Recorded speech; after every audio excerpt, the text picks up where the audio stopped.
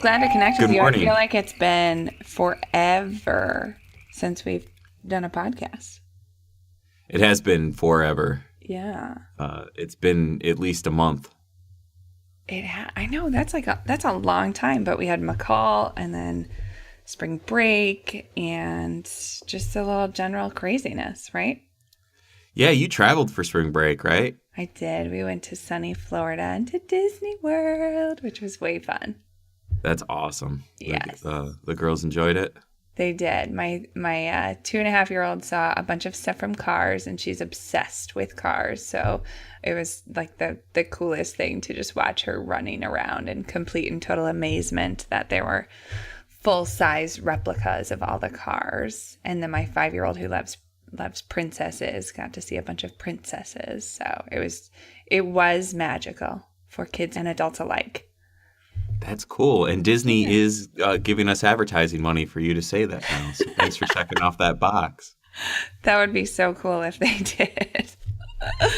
But hey, everybody, I'm Jeff. And I'm Erin. And it is a beautiful sunny Friday morning in Lansing. And it's a beautiful sunny Friday morning in Petoskey. And it didn't even snow here yesterday. It snowed on you guys, but not up here in northern Michigan. Good for you. Yeah. It was pretty nasty yesterday, but my grass appreciates the drink that it got, and it's still green, even though it was covered in white yesterday. So just one little last reminder of winter. Yeah, someone was saying yesterday that this always happens. It always does. Michigan lets us know, and it's usually right around the start of baseball season, right? When you see that last breath of winter. It's okay. We're getting there. We're in April now. Things will get warmer. And then I'll be complaining about the heat before long. So Awesome. Well, hey, let's chat about, so we talked about MACUL and how we went to MACUL, which for those of you not familiar, is just our Michigan statewide tech conference that we always really enjoy. So, Jeff, what were some of your favorite pieces of MACUL? So MACUL this year was busy for the two of us. I had 4 sessions and you had 5. That might be an understatement. Yeah. Yeah. I think this is the best I took care of myself at a MACUL when I've had several presentations. And I think part of it is like having that many presentations, you've just got to. Kind of a negative side effect of that is I needed to recharge and remove myself, so I didn't get to as many sessions as I would have liked. So that's something that I miss about when I went to MACUL more as a participant first versus a presenter first. Mm-hmm. But in the sessions themselves, I really dug either our ability or just the people that were there's ability to make connections with us. And I think that that's a hallmark of MACUL, regardless of what your session is about, regardless of whether you're a presenter or an attendee in a session.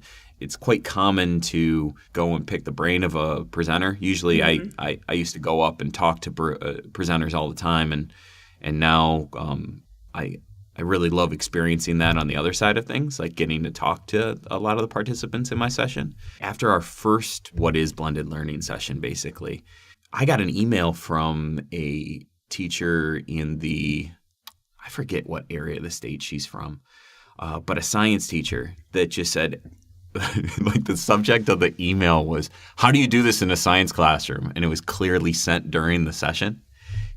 But like, what a cool opportunity to be able to like continue the dialogue in a personalized way back and forth. She became my pen pal over the next couple weeks and really helped to extend that experience. So I just like, that's just one example of the several interactions that I had during MACUL where it's just like really thoughtful educators being really practical, pushing for application for themselves. I think that's really cool to have that happen.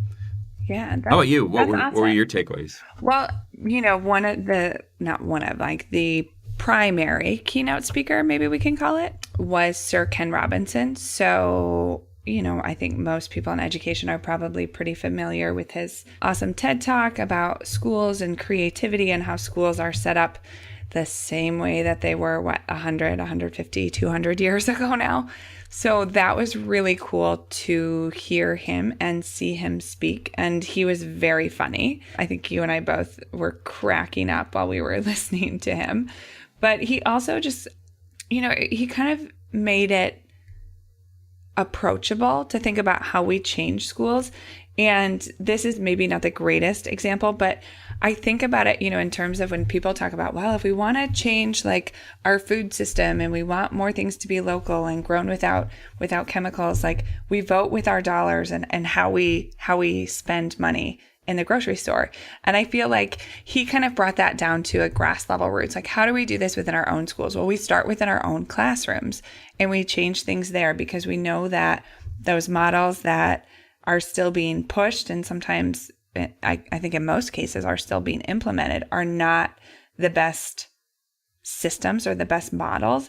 And so we just start changing within our own classroom and then hoping that that kind of like gains momentum. We can keep sharing what we're doing. I think that's the part that maybe as teachers we don't do well, is sharing out, here's what's happening in my classroom, here's how it's transforming learning. But I just thought that he made it feel very tangible, whereas sometimes it can feel like, how do we change the entire school system, right? Like that's this huge overarching request, but he made it feel like it was doable. I think that that's a common theme from our last couple of casts and even what folks are going to hear, Dan, in our chat today. Yes. There's a lot of non-negotiables as a teacher, like when you're at the bottom of a system that's organized in a very specific way, right? Right.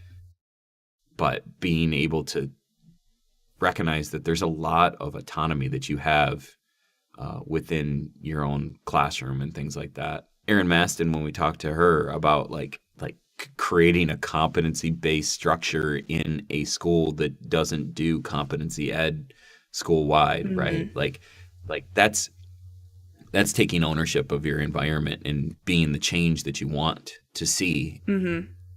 Yeah. So that was that. I just thought it was really cool to, be able to see this guy that you've seen videos, and I've started to read one of his books too. So just all very cool stuff, right?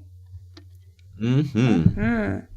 So let's chat about what we're digging this week. Can you dig it? Can you dig it? Can you dig it?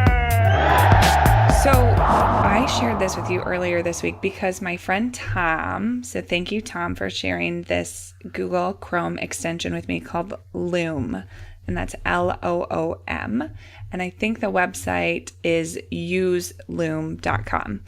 But it is a Chrome extension that allows you to screen record, much like you could with like a, Screencast-O-Matic. What else is out there to screen record like this? What's the other one called? Screencastify or something like that?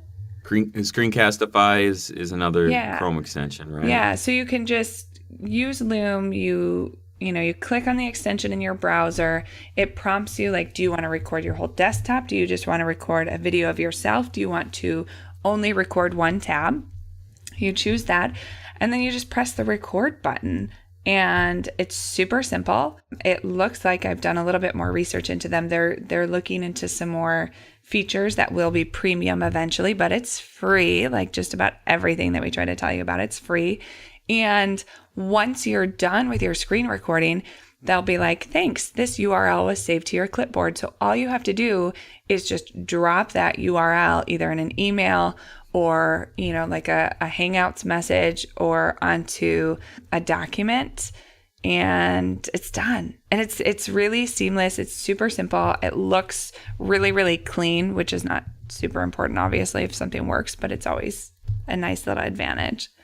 So Jeff, then you were talking, like when we were kind of playing around with it, you were talking about how it works in Google Docs. So like, how would you think about using it with students in a classroom? Yeah, that's what's really cool. First off, it being a Chrome extension and thinking about how many teachers have either Chromebooks that they're using or their students are using Chromebooks, or just beyond that, the amount of us that use the Chrome browser, no matter what device we're on. Right.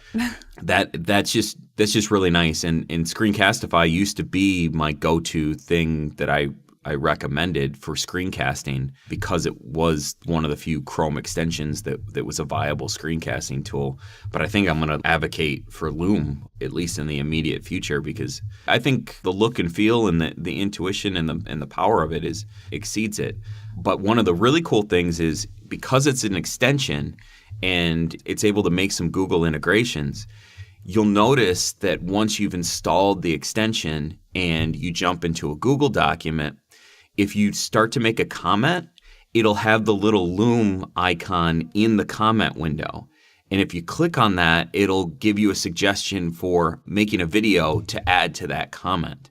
It's really cool that it suggests that, because as I'm going through a document and giving feedback to a student or something like that, or in my case, giving a teacher feedback on their work, there are those moments where you consider, is this good to give textual feedback for this? Is it straightforward enough to where I can just provide some text and maybe a link or two to provide enough context for what I'm trying to give feedback on? Or is it something where it's so involved but could be taken care of quickly if I could just explain it in words and show something? And pop in a quick screencast in there. I think that because Loom plugs in that way and suggests those things, it's a really viable add-on to your feedback process to add a little bit more qualitative feedback when you find it appropriate when you're in doc like that. Yeah, that was super awesome. I think too, Jeff, like if there are tech coaches, that this would be such a simple way if somebody was like, hey, this isn't working, I can't figure it out, or how do you do that? That it's a really, really quick and easy way to just say, oh, here's how I do it, and drop it back in. That was something that I used to do like when I was working on a Mac with QuickTime, but then I would have to launch QuickTime, and then I would have to choose my screen or change my screen size, and then I would have to save it, and then I would have to email it. Right? This was just so quick. And if you suggest it, if you use your referral link and tell other people about it, then they, like for your first referral, they allow your videos to stay live, within your personal account indefinitely, as opposed to just, I think it was 7 days. And then I think your second one, it allows you to have videos that are longer than 7 minutes, which, I don't really know why you'd need a video longer than 7 minutes. I'm sure there's a reason out there, but that's cool too. And then your third referral, they start to give you money towards hopefully coming soon features that they're going to release. So, like when Dropbox first came out and you would refer everybody else, and then like they would refer somebody so you would get more storage. You ever do that? No, just me. I remember when Google Wave came out, and that was referral. Google does a lot of stuff like that. Inbox, I still use Inbox over Gmail. Do you really? Yeah, I love Inbox. But one last thing on Loom. I thought it was really cool that you can add time-stamped comments in the player once it's done. Yeah. So like if you happen to be like rewatching your thing, your video that you made, and you needed to add a little bit more context, you could. Or you could even encourage students to ask questions as time-stamped comments if it wasn't clarifying enough for them. Yes. Awesome.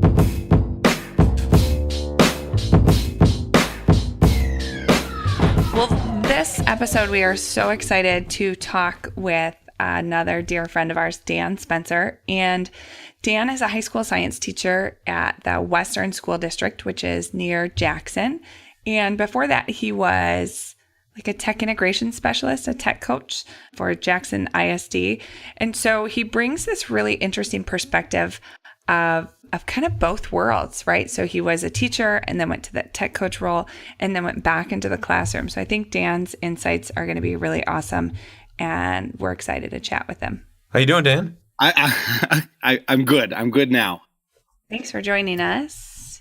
And glad to be here. Because our podcast is called Campfire, we always like to ask our guests if they ever attended summer camp as a kid. Okay, so the only kind of summer camp that I went to was cross country camp back in the day. Yes. And did you like it? Yeah, it was good. I got to do the whole like sleeping in a tent sort of thing, and it rained on us like crazy, and I survived. I like to say that it made me tough. Awesome. And you ran and did running stuff. Yeah, too, that was back in the good old days when I was a little bit faster and slimmer than I am now. Weren't we all, right? So we asked you to kind of just ponder some questions before we got started today. And I will tell you, Jeff and I were looking over your answers and we're really excited to chat with you about some of them. But first, I just want to give you a minute to tell us, like, what's going on in your camp, in your classroom? What are some things that you're really excited about? Oh, man. Well, see, I'd say right now, the thing that I'm most excited about is the future. Like I'm working towards something right now. I guess you could say I'm kind of building things. Since getting back into the classroom, I've been trying to really build this classroom where my kids are working on exactly what they need to in order to learn, rather than just kind of doing the whole one size fits all thing. So what I'm realizing more and more is that this is a lot of hard work. I am nowhere near where I want to be right now. So I guess that's where I get most excited about what's coming down the pipe, is that I think I'm getting closer and closer to where I want to be. And what is that? What does that look like? Where do you want to be at? Okay, so where I want to be is I want this classroom where my kids can move on as they're ready to move on. I want this classroom where, rather than at the end of their year of physics, they kind of have this Swiss cheese kind of understanding of, I understand a little bit here and a little bit there, and there's all these holes. I want them to be able to leave really knowing everything that I want them to know, rather than just kind of, hey, we're doing this at the pace that Mr. Spencer tells us to, and we're just kind of following his lead. I want them kind of taking charge of that and being able to really understand what it is I want them to understand when they leave physics, rather than just saying, hey, I was here for 180 days and that's about all I can show for it. And I hope that makes sense. I hope I'm not being too vague. And if I am, just let me know. I love the Swiss cheese analogy. And that, I mean, I think as teachers, there's always that struggle because there's the push to get, to teach students everything. But at the same time, you do end up with those holes because sometimes you have to push so fast, or faster than what every student is ready for. Right. And so, oh, sorry, go for it. Yeah. And like I said before, it's been interesting coming back into the classroom after being out of it for a little while, just because that whole Swiss cheese thing has really been evident lately, and it's something that I'm really struggling with. Like, how do I make sure that my kids are understanding what it is I need them to understand, rather than just moving on because it's time to move on. What you're describing to me is like, it's commitment to learning over commitment to the clock is what I hear you kind of talking about. Yeah, I think that's a good way of describing it, because I mean, we think about most likely the classrooms that you and I were in high school, where it's just about seat time. Like, as long as you have a pulse and you're in the classroom, what you learn, or what all of us as students learned, was going to be so varied and so different. But we all were there the same amount of time. I really want to kind of switch those around and be able to say, you know what, the time doesn't matter. What matters is that you're learning what it is you're supposed to learn, and being able to apply those things that I want you to be able to apply to the outside world. So yeah, I think I'm kind of trying to, my vision is to be able to switch around seat time, or learning time, I should say, and what you actually learn. And you kind of said you're busy with that process. Maybe busy wasn't the word you used. I think it was more like there's a lot of work to be done, right? Like you see a lot of heavy moving to get to that future that you're excited about. Could you describe a little bit about what are the biggest things you got to move around, or the biggest things you got to build in order to get to that future? So I'd say the things that I have to move around are like the big time consuming and energy consuming things are just I really have to look at what I'm teaching and the way I'm teaching it. Like when you're trying to do a one size fits all model, like with me, for example, when I have 28 kids in a physics class, it's very convenient to be able to say, okay, we're all going to learn how to do Newton's second law calculations the exact same way. And we're all going to do the exact same worksheet and do the exact same lecture and all of those things. Well, I'm finding that that just doesn't work. It works for a few of my students. It doesn't work for all of my students. So right now, I think most of my time and energy is spent in trying to find, first of all, the best ways for my students to experience physics, so that way it's meaningful to them. And then along with that, being able to kind of go back and once they've experienced it, find ways to kind of to break it down and make it more make the details more meaningful for them. So that's not something that I can accomplish in a 50-minute lecture, nor do I want to. So, Dan, when you talk about this, I mean, we're talking about kind of this competency-based aspect. And a couple weeks ago, we talked to Aaron Maston about this, and we really chatted about here's what it looks like at the elementary level. And we kind of had some pretty clear visions of what that looks like at an elementary level. But then when it came to talking about secondary and competency-based at the secondary level, it doesn't feel so clear cut. So what are you finding are your hurdles, or how are you overcoming those hurdles? Yeah, that's been a huge challenge. A lot of my students are very good at what they're used to. And a lot of it goes back to kind of that system of, you know what, I'm here for a certain amount of time, and I am really good at complying with what I've been asked to do, but maybe not necessarily really being able to show what I've learned. And I think that's one of the things with my vision of competency-based learning is that there needs to be some clear expectations about what does learning look like? What does, in our physics class, or how can you show that you learn and understand something? And that's one of the things that I'm struggling with kind of in the system that I have, is just being able to help these kids get off of the whole idea of, well, what do I need to do to get an A, or how many points do I need in order to pass this class, and start thinking about it in terms of, well, this is what I know, this is what I don't know, and this is what I need to do to change that. A lot more ownership on the kids in the model that you're talking about.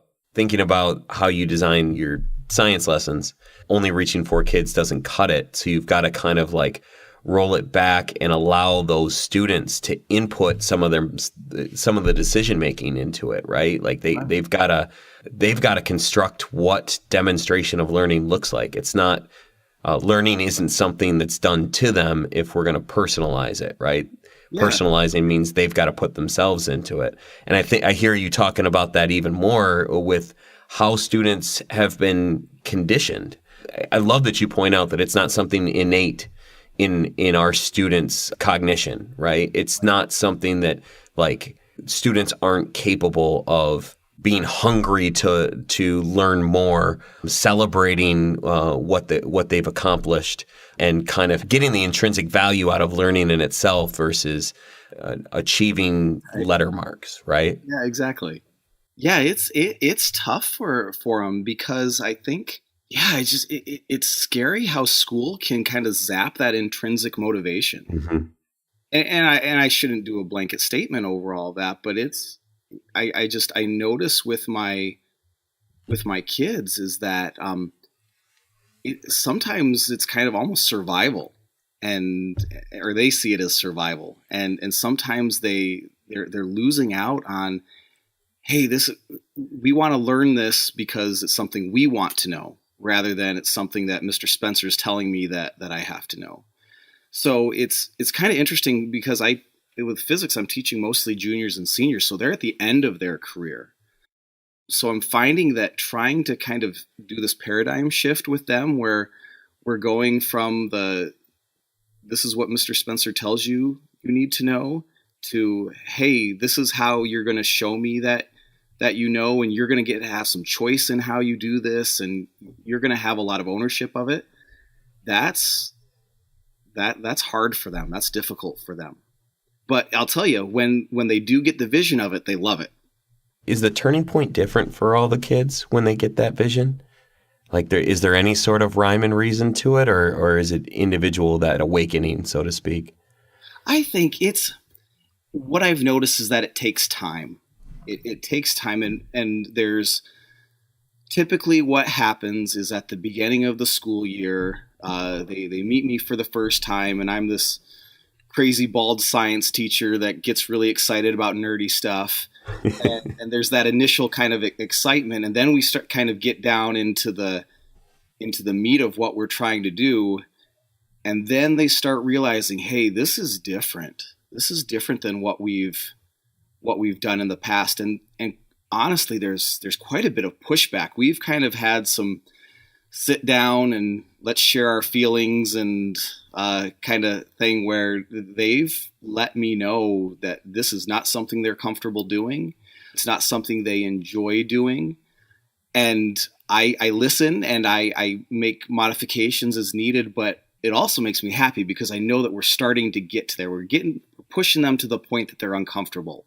And then what typically happens after that is they start to experience what it's like to have some autonomy. They start to experience what it's like to not have to wait around for everybody else to finish something up in order to be able to move on. Or they experience what it's like to be able to spend more time to actually get to learn what it is they're struggling to learn before they move on.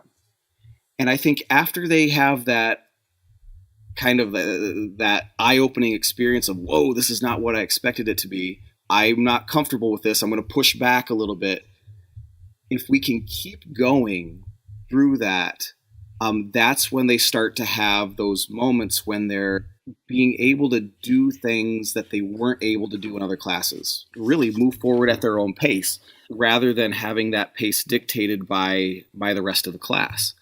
So it's usually about Thanksgiving when they start to really catch the vision of it. But I'll tell you, the thing that I enjoy most about it is, as a teacher, I want to spend most of my time working one-on-one with those kids and getting to the point where I can work with one of my students one-on-one while everybody else is staying engaged and staying on task. And that's where I see the most those aha moments where all of a sudden it makes sense, where they start to really see why I'm trying to do this. And that's what makes it fun for me as the teacher, is I get to be there as they're making these breakthroughs. It's hard to get them to that point, but whenever they do, it's amazing to watch. That's awesome, Dan. I wonder, when you talk about that you have juniors and seniors, I think, like you've said, they're more ingrained into, this is how I do school, right? And I've figured that out. And they've been successful at it. Right, exactly. I feel like myself, I figured out how to do school really well. And then I got to college and it was really hard because it wasn't the same. And so I wonder about, how do you feel about that? I know one of the things you talked about was the future. You talked about in your pre-interview questions, just what are things going to look like for your daughter? And I'm always thinking about that too for my little girls. Like, what are things going to look like? Do I even need to save for college? Will they go to college? Like, how do you feel like what you're doing in your classroom is going to prepare your students for the world that they're going to enter?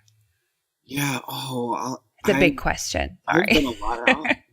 I've done a lot of agonizing over this. And I think, like, when I look at Isabel, so Isabel's my seventh grader. She's my oldest.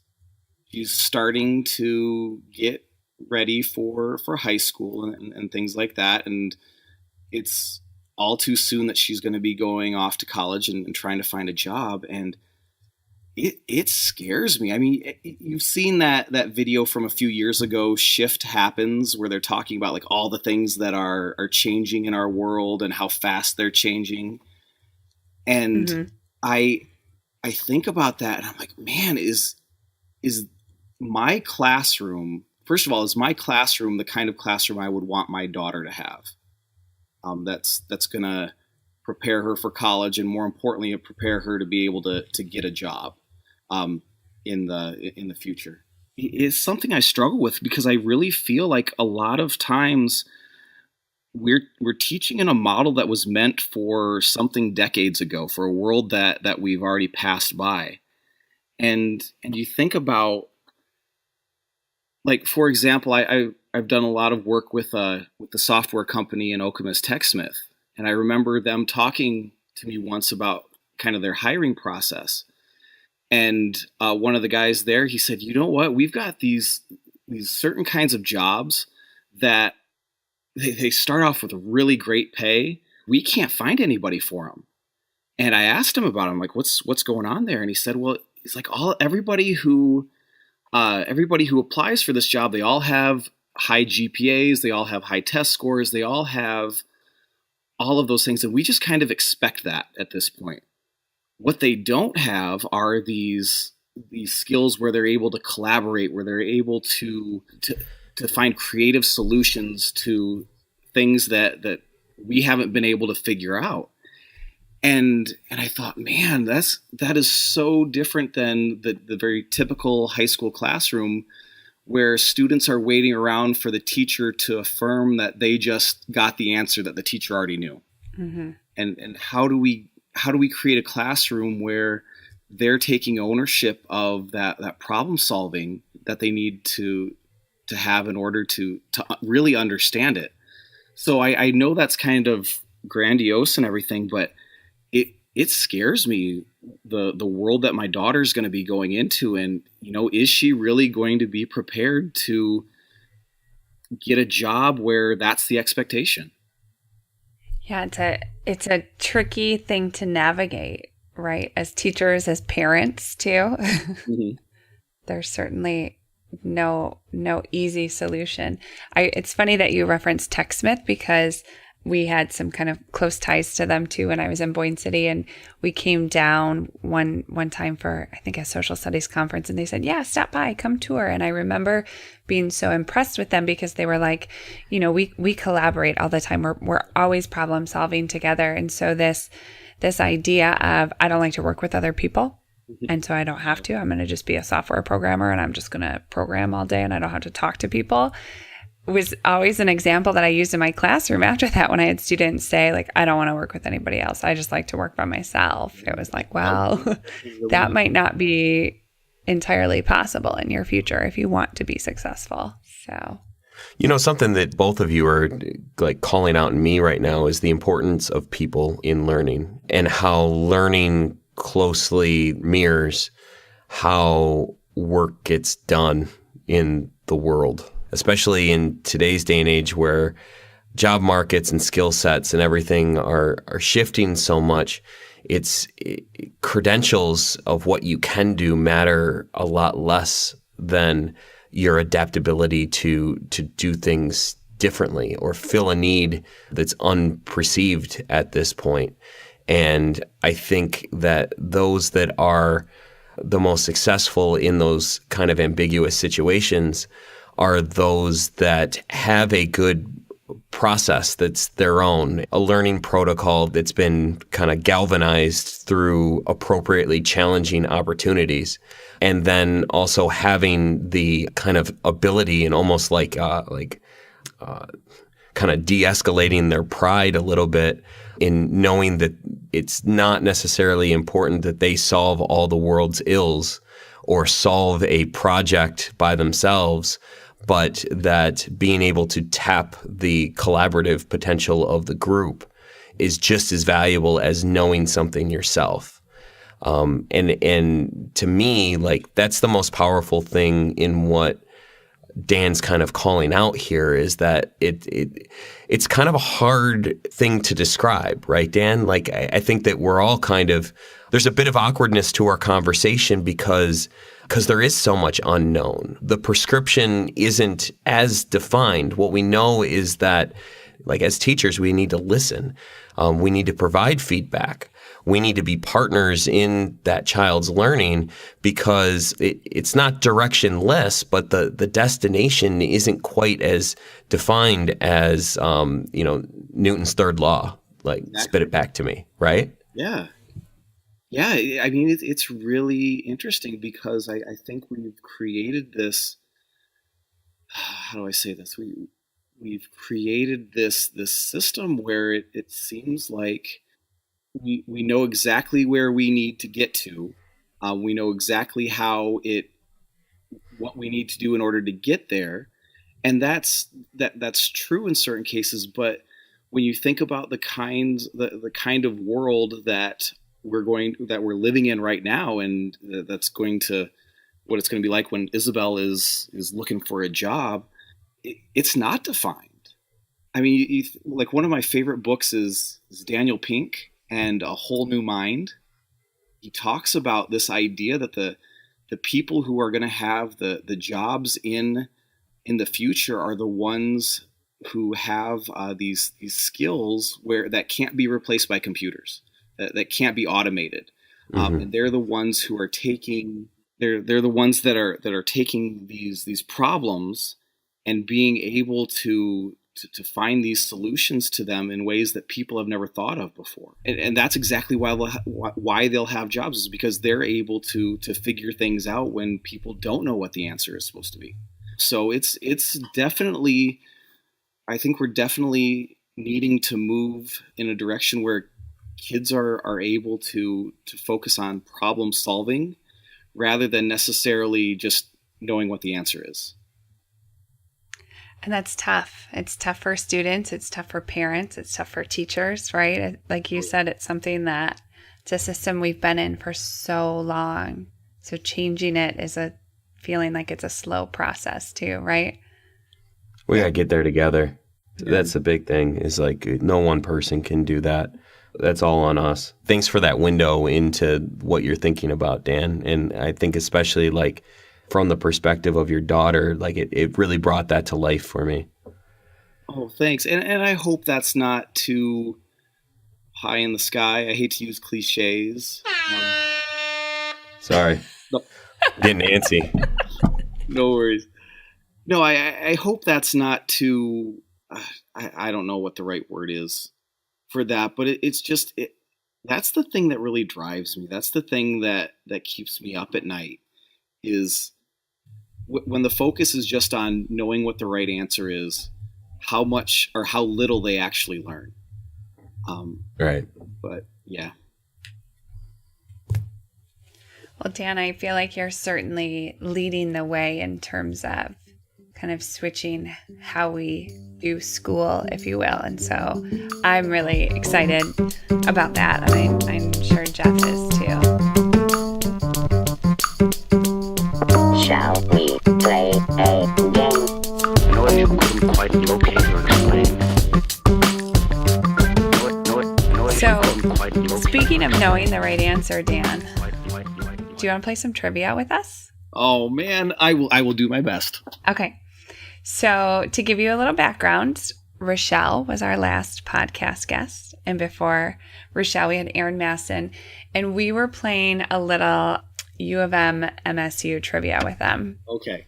Because, as you're probably familiar with, they are both very competitive and have pledged their allegiances to both universities.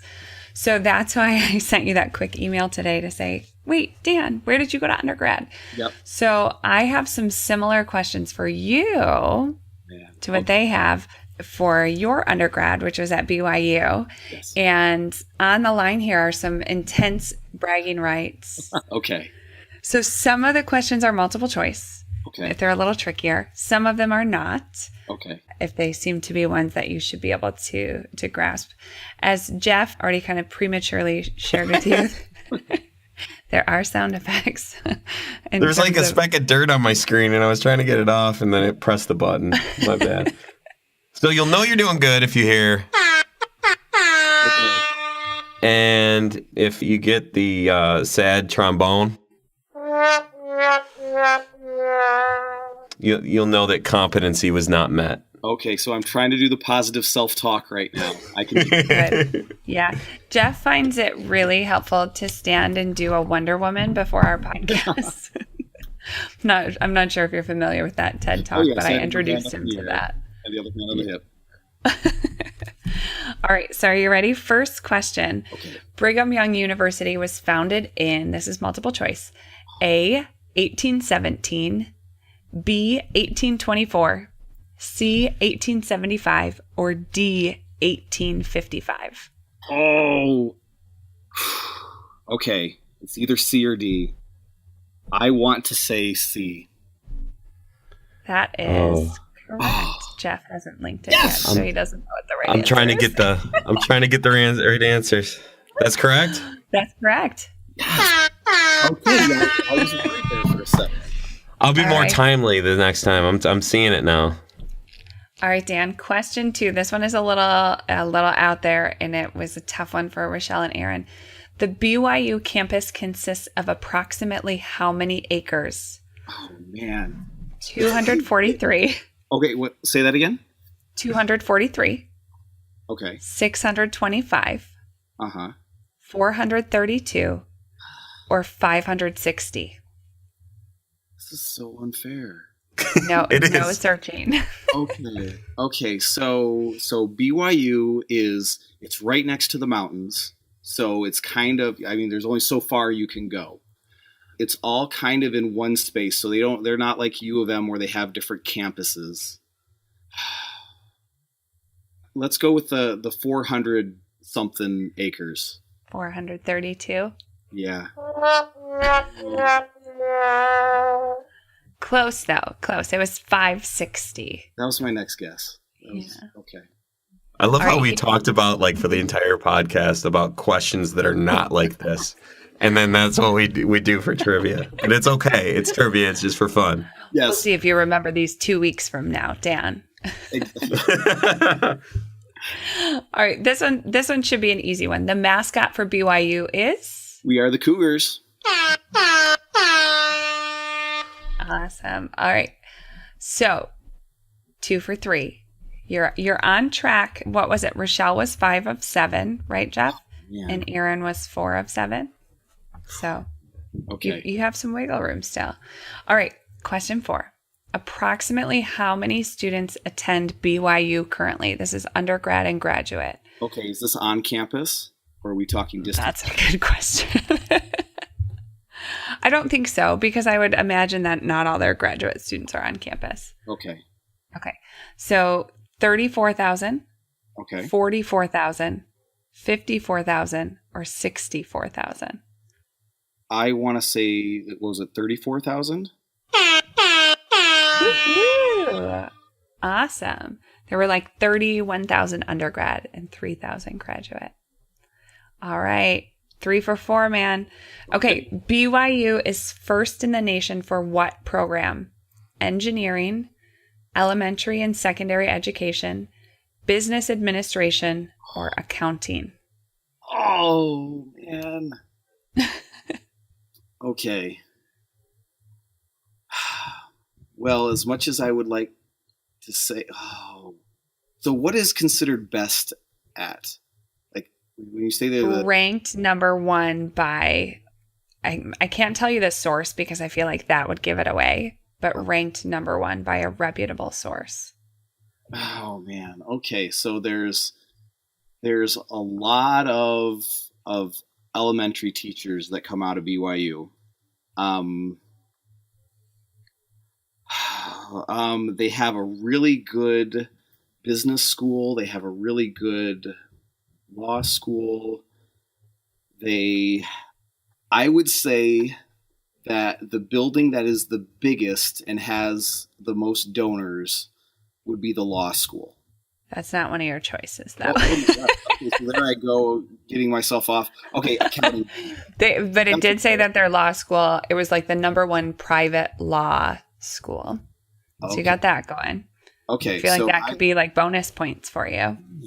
Dang it, sorry about that. It's okay. I would say let's go with accounting. Okay, I took the All long right. there. 2 more questions. You might have ultimate bragging rights here, Dan. That was impressive. I just got to say that, just like walking through all that, and then all of a sudden you're like accounting. I can't even follow your logic train. My brain works in weird ways. All right, question 6 is not multiple choice, but I think you'll be able to get it because it appears that he's been here for a long time. Who is the men's basketball coach?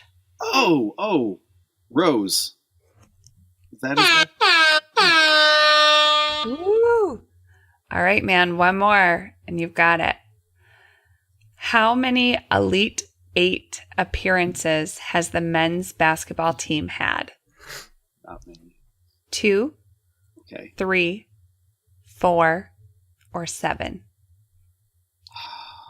Elite 8.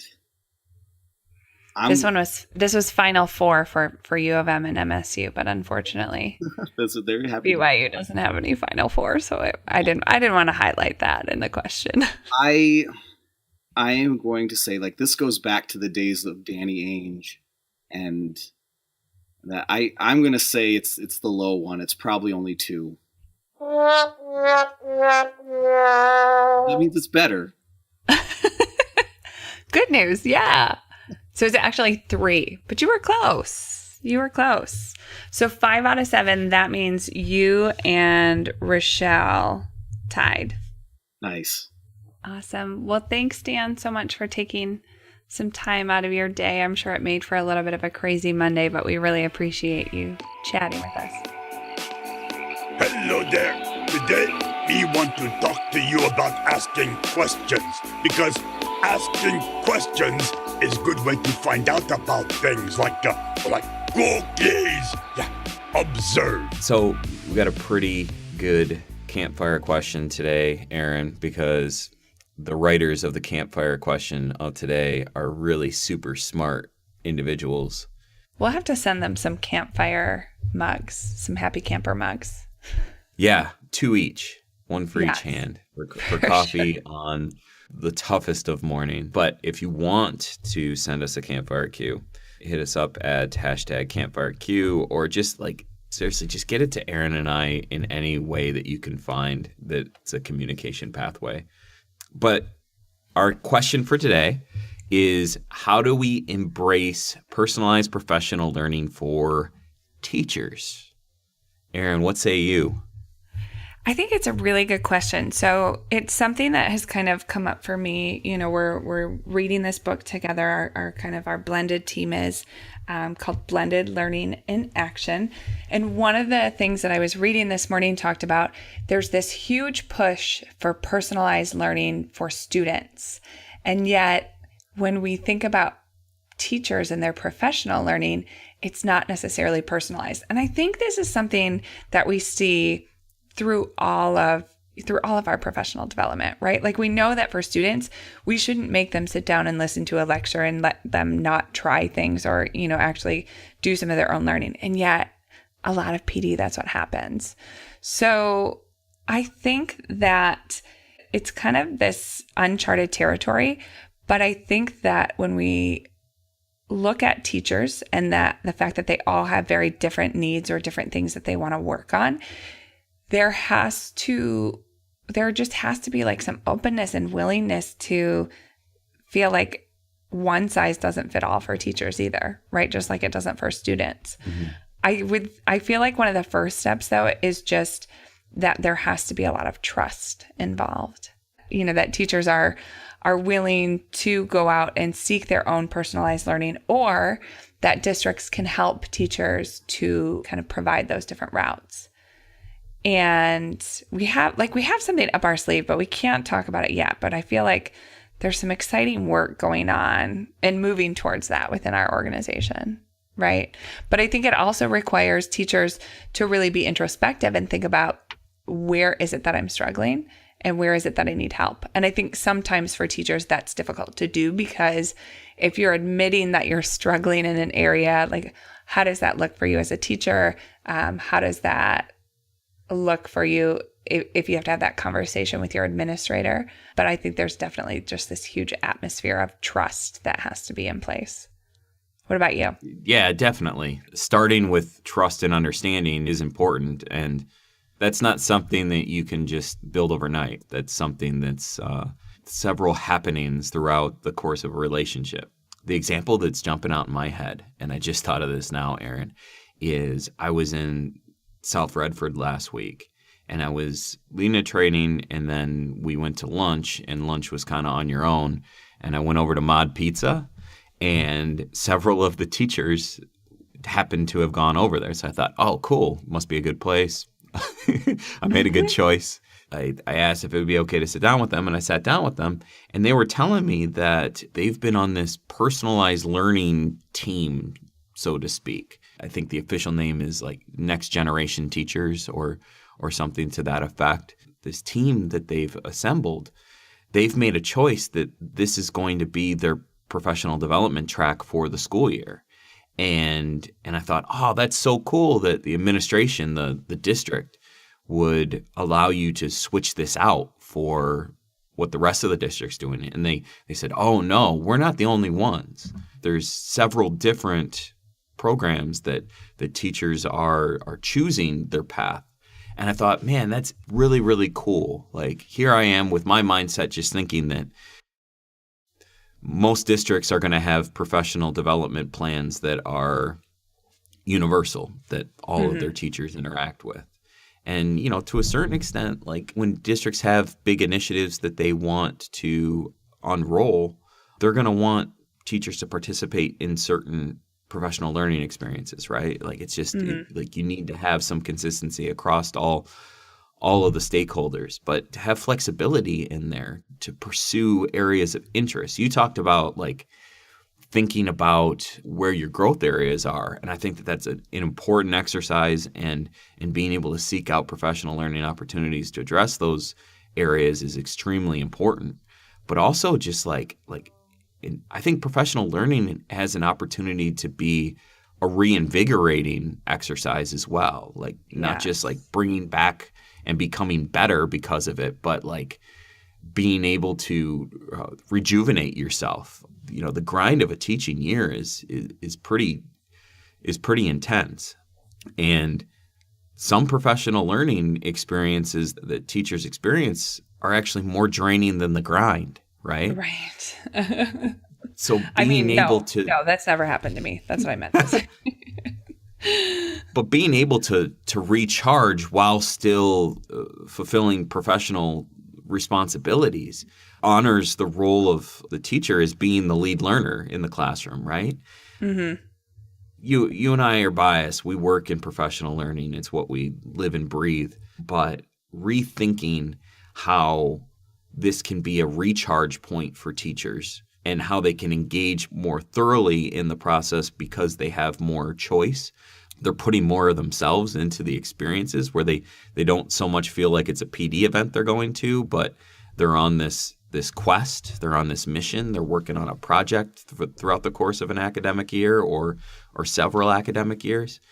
That's where I think our conversations need to start, that mindset and envisioning what we want to get out of these experiences is a good, solid place to start. I'm going to throw one little quote in there from that book that I referenced earlier too. One quote that really stood out to me today is that teachers are not objects of change.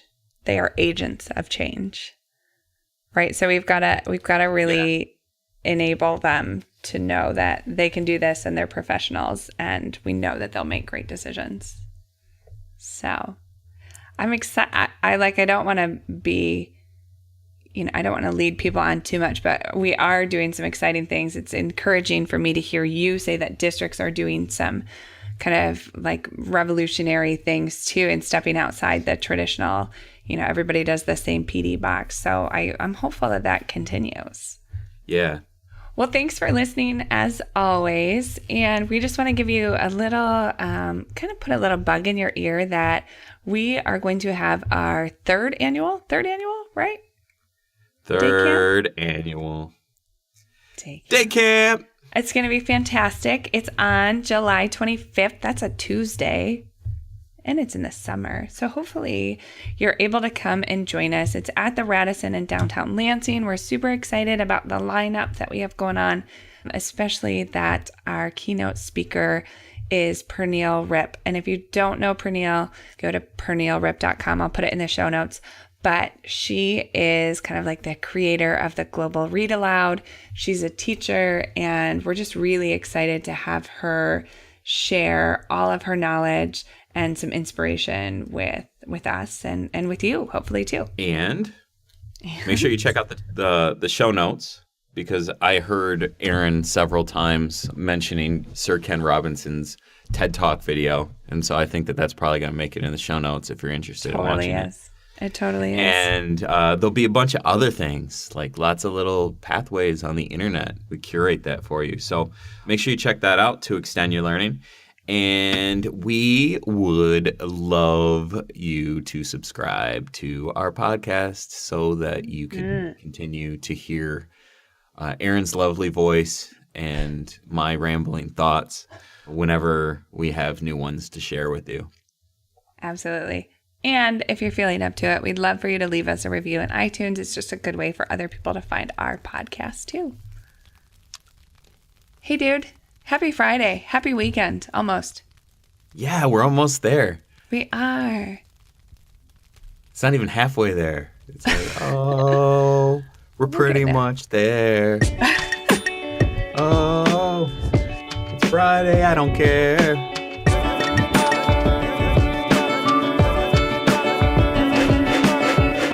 That's about it.